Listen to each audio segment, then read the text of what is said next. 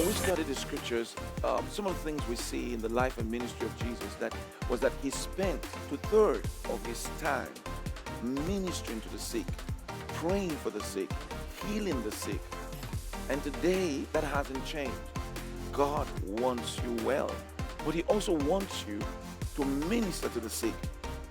You know, when you become a Christian, you are not just one who has received eternal life or the power of God. You become a distributor of that life. You become a distributor of the benefits of that life, including healing. Study today's Rhapsody realities and find out 3 important keys in praying for the sick.